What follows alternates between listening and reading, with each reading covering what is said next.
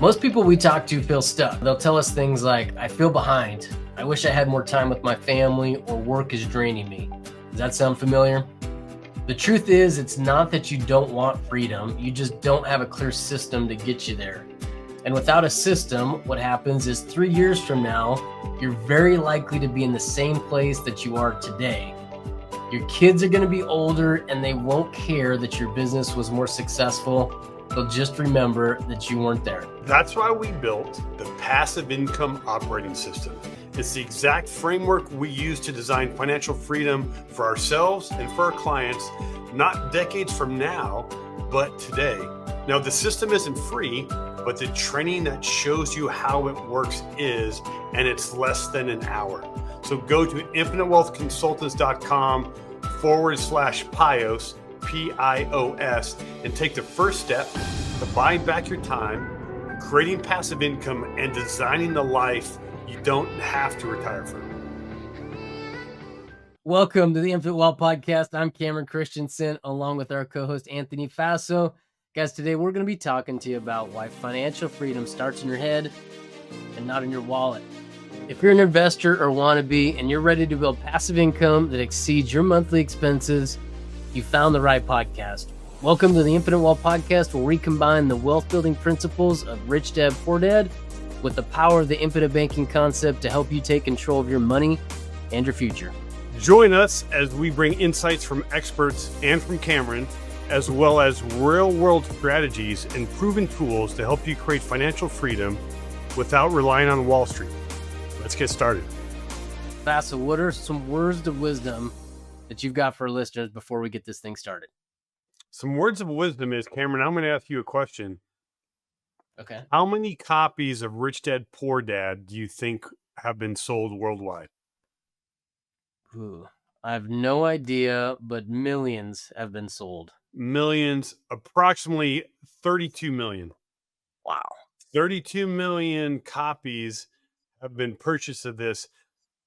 Do you think there's 32 million people that have incorporated this and have hit financial freedom? I do not know.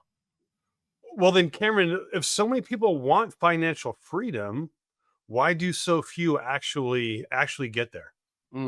Great question. The reason is because most people think that financial freedom is all about the numbers. But Anthony, as you know, it's all about the mindset.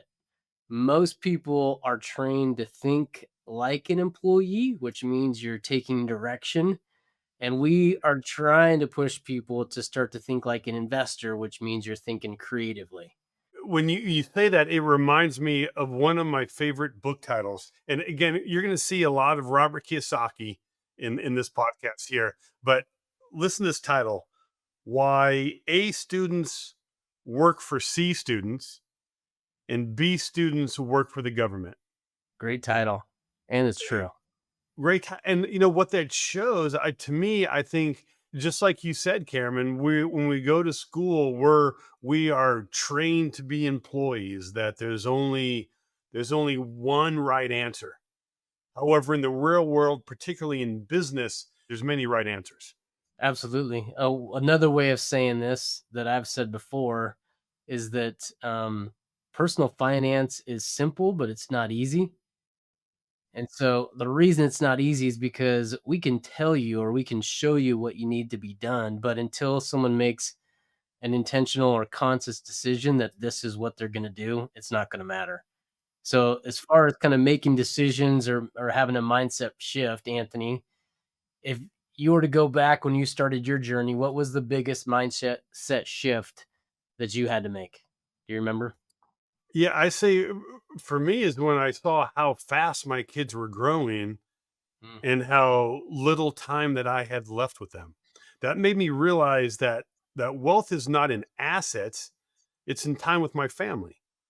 So I started thinking, how could I spend more time creating memories with my family now and not waiting until I'm in my 70s? And that's when I kind of realized that it was about creating cash flow. Right? Not changing my time for money, but having my money create even more money to ideally have enough passive income that covers my monthly expenses. And that's when I looked at my IRA. That's when I thought, this is a trap. I can't touch this money until I'm 59 and a half, but then I'm trying to find capital to create passive income. And that to me was my wake up call. So Cameron, what does the wrong mindset look like? Mhm. I would categorize the wrong mindset as a scarcity thinking model.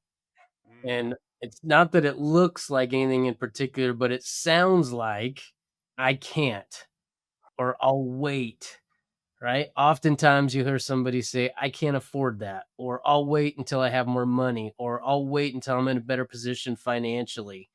That is hands down a scarcity mindset. And as we are preparing for this podcast, I have one client that sticks out to me when I think about the scarcity mindset because unfortunately, this gentleman has sat on hundreds of thousands of dollars the last couple of years. And he's been so worried about losing it that he has yet to take that first step forward. And so for me, I don't have the heart to go back and show him and say, listen, if we would have just made these two minor changes, here's where you would have been. But man, you know what? That scarcity mindset is often what holds people back, and that's what we need to address. So, Faso, on the other side of the coin, is more like an investor mindset. What does that look like? I would say, Cameron, that it starts with asking better questions. I'm gonna give you a few. One is, how can I use my money more than once? And again, this is something I learned from Robert Kiyosaki. Instead of saying I can't afford this, flip it and say, how can I afford this? And what is interesting, when I was listening to that, I've listened to that book many times, but one time, the day I had listened to that book where it talks about how can I afford this, got a call from my wife, and she wanted to do this large expense that we hadn't planned for. And you know what my reaction was? Well, we can't afford it. But then I'm like, well, Robert Kiyosaki said, let's flip it. And I did flip it. Okay. But what I would say is that before you ask that question, you got to ask another important question. And I tell you, this one is my favorite questions to ask when you're at a fork in the road or at a decision is, will this get me closer to financial freedom or will this get me farther away? Fortunately, I had asked that question before I answered, how can we afford this? So we kind of avoided buying a liability. But the key thing is let's ask these questions. Is it getting closer to our goal or is it getting farther away? And this is exactly what Robert Kiyosaki talks about in the cash flow quadrant.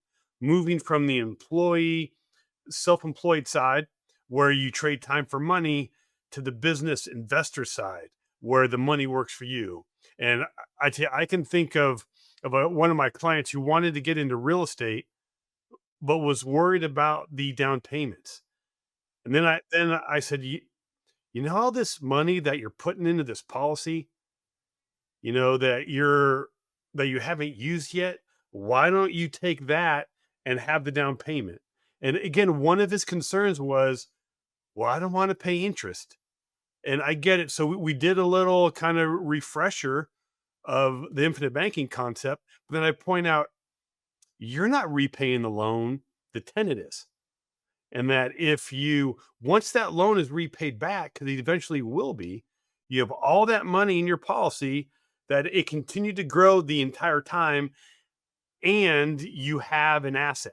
So once that mental block had disappeared, now since he's been using this policy and is getting really close to financial freedom. Now, Cameron, let's get a little practical. I mean, how Mhm. can someone start rewiring their money mind?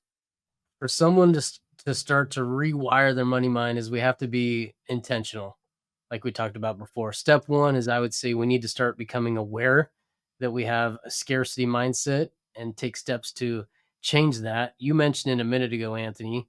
Step two would be replacing those scarcity thoughts with investor questions. And then the third step is surrounding yourself with people who are already thinking differently. Nelson Nash, the godfather of infinite banking, was always focused on education and community. He knew this was not just a math problem, it was more of a philosophy. And so if you read his book, that's what he talks about is he talks about educating yourself financially and getting yourself in a community. We too value the importance of a community. That's one of the reasons that we've teamed up with Wealth Without Wall Street. And now our community has grown to over 10,000 people that are like minded, and everyone's practicing infinite banking. And now there's 10,000 people in this community that are all working towards this idea of financial freedom with the shared equation of passive income exceeding your monthly expenses. And so if you're out there kind of on an island, we would invite you to join that community so you can share ideas and realize that you're not alone in this journey. Faso, what are your thoughts? Where do you think PIOS, right? And for our listeners, if you guys are new, PIOS is our passive income operating system. How does that fit into this shift?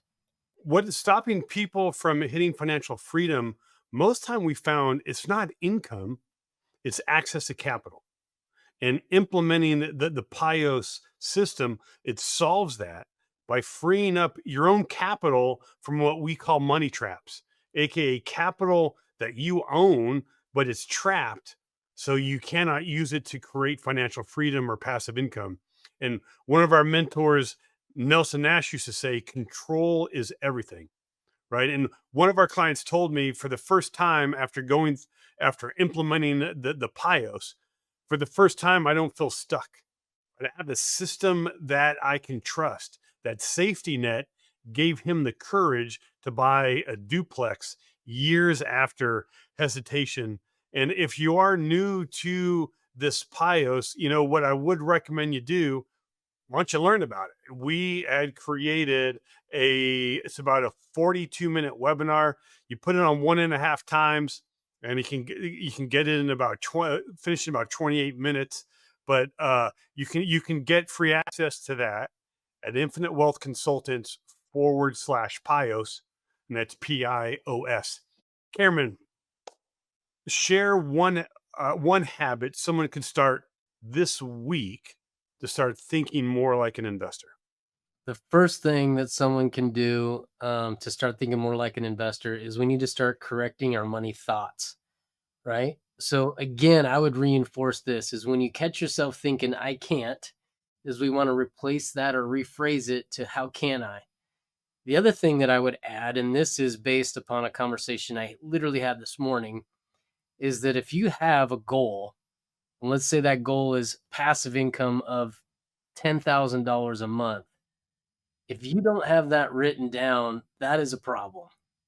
I was meeting with a gentleman this morning and we talked about all these goals and we talked about these action items. And then I went all the way back to the beginning and I said, what's our goal again? What are we trying to go after? And he said, I want to hit X number of dollars on a monthly basis. And I said, do you have that written down anywhere? And he said, actually, no, I don't. And I said, well, that's the first thing that we need to do is we need to write this down. And the reason that I took him all the way back to his goals, Anthony, was because he was struggling with the decision. And he said, hey, I've got, right? I'll give you his example. I've got $100,000 of cash value and I'm deciding what to do with it. One decision, in my opinion, which was not a good one, is he wanted to go buy a Cybertruck. And I said, well, Yeah. we certainly could do that. It's pretty cool. You'd look cool driving down the road. Yeah. The other decision was to take that and go invest that and start creating some passive income on a monthly basis. And that's why we went all the way back to the goals. And I said, all right, so what are we trying to get accomplished? If your stated goal is X number of dollars a month, how much do we have right now? Anthony, do you have any idea what his passive income was on a monthly basis currently today? I'm going to say minimal to zero. You're right. It was zero, right? Mm. And the reason that I pointed out is because we don't have a guiding light, right? Or at least he didn't up until this point. Every time we are faced with a decision or an option, is let's go back to what our goals are. And that's what I told him. Every time that he thought about going and dropping 100 grand on a Cybertruck, I wanted him to go back to his notebook, pull it open, and pull up the page where he actually has his goal written down And now we can see tangibly that we're getting closer to what we're trying to accomplish. So hopefully that was helpful to him. Hopefully that was helpful to you guys. Anthony, I would ask you, if somebody's out there listening right now and thinking, hey, this all sounds great, but where do I even begin? What would you tell them? I would start with by defining, what does freedom look like for you? Calculate how much passive income you need to cover your monthly expenses. And for example, one of our clients had discovered that her number was only 6,500 a month, not millions. And once she had that goal, she just slowly started chipping away at it. First she started with 500 a month, then she had 1,250, and then 2,000, and then 3,000. And then she realized, you know what? I'm already halfway to my number. But what had really started it is just her going back and finding what that number is. And just like you said, Cam, writing it down and focusing on it. Cameron, what's the next step if somebody wants to take action today? The next best step, if somebody's out there, is I want you guys to go and take our financial freedom analyzer. This is going to be a quick quiz that'll help you determine just how close or how far away you are to financial freedom, so that you can start taking those intentional steps to get you there faster. So if you guys go to iwc.com/quiz, you'll find our financial freedom analyzer, and then you guys will find out exactly how close you are to getting your goals. Awesome, Cameron. Well done. I would say, in summary, we're just talking about how important financial freedom is, and it's not just dollars; it's more important cents. And I'm pointing to my head right here, right? That we need to have some common sense and some knowledge, and then we need to take some action. So figure out whatever your next action step is, and let's write it down and make sure that you are progressing towards that goal. It all is going to start up here. Go make it a fantastic day. Take care. Thanks for listening to the Infinite Wealth Podcast. If you enjoyed today's episode, be sure to subscribe so you don't miss future conversations on building wealth and creating passive income. You can learn more about infinite banking and get additional resources at infinitewealthconsultants.com.